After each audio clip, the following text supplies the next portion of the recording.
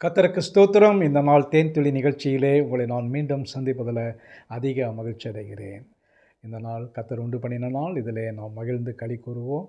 இந்த நாளில் இந்த நாளுக்கான எல்லா காரியத்தையும் கர்த்தர் நமக்கு நன்றாக நடத்துவார், நம்மோடு கூட இருப்பார், நம்மை வழி நடத்துவார். இந்த வேளையில் கூட ஏசாயா தீர்க்கதரிசியின் புத்தகத்தில் 31ஆம் அதிகாரம் 5வது வசனத்தை உங்களுக்கு படிக்க விரும்புகிறேன்.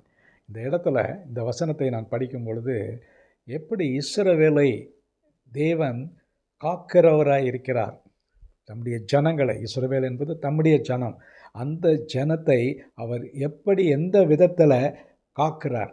இந்த இடத்துல ஒரு உதாரணத்தை ஓமையாக அவர் சொல்கிறார். எப்படி காக்கிறார் என்று சொன்னால், பறந்து காக்கிற பட்சிகளைப் போல காக்கிறாராம். ஒரு கோழியோ அது ஒரு குஞ்சுகளை அப்படியாக பாதுகாத்து தன்னுடைய செட்டைகளுக்குள்ளாக மறைத்து பாதுகாத்து வைத்திருக்கும்.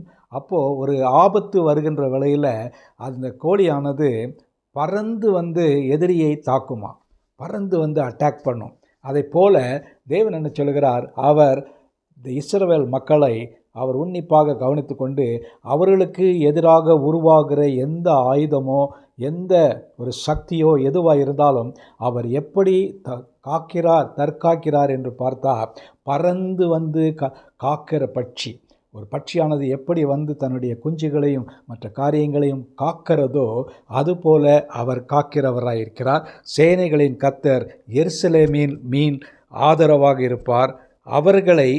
அவர் அதை காத்து தப்ப பண்ணுவார். அவர் கடந்து வந்து அதை விடுவிப்பார்.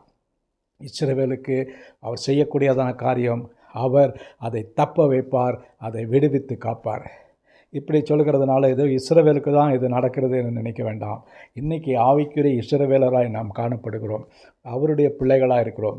தேவனுடைய பிள்ளைகள் இயேசு கிறிஸ்துவின் மூலமாக, அவருடைய இரத்தத்தின் மூலமாக அவருடைய சொந்த ஜனங்களாக நாம் காணப்படுகிறோம். அப்படிப்பட்ட ஸ்லாக்கியத்தை பெற்றிருக்கிற நமக்கு இந்த உலகத்தில் பிசாசின் மூலமாக, சத்துருவின் மூலமாக வரக்கூடிய எந்த ஆபத்தாக இருந்தாலும் அது தடுதியாய் வந்து நம்மை தாக்குகின்ற வேளையில் அவர் வந்து பறந்து வந்து தாக்குவாராம். ஒரு பட்சி எப்படி தன்னுடைய குஞ்சுகளை பறந்து வந்து பாதுகாக்கிறதோ அதை போல அவர் சடுதியாக பறந்து வந்து நம்மை காக்கிறவர். அதை மறந்துவிட வேண்டாம்.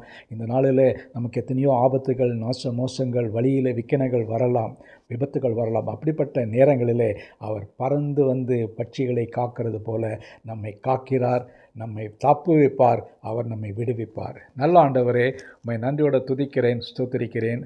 இப்படிப்பட்ட நல்ல ஒரு வார்த்தையை எங்களுக்கு இந்த நாளுக்காக கொடுத்ததற்காக ஸ்தோத்திரம். ஆண்டவரே, நீர் எங்களை காக்கிற தேவனாக இருக்கிறீர். ஒரு சாதாரண ஆண்டவரே 5 அறிவு உள்ளதான ஒரு பட்சி எப்படி வந்து குஞ்சுகளை பறந்து வந்து காக்கிறதோ அதை போல் நீரும் உமக்கு பயந்தவர்களை பறந்து வந்து காக்கிற தேவனாக இருக்கிறீர். அதற்காக ஸ்தோத்திரம். இந்த நாளை எங்களுக்கு ஆசீர்வதித்தாங்க. இந்த நாளில் உமக்கு பிரியமாய் நடக்க எங்களுக்கு உதவி செய்யுங்க. இயேசுவின் நாமத்தில் ஜெபிக்கிறேன் நல்ல பிதாவே. ஆமேன், ஆமேன். கர்த்தர் உங்களை ஆசீர்வதிப்பாராக. இந்த நாள் உங்களுக்கு முழு பாதுகாப்பின் நாளாக அமையட்டும்.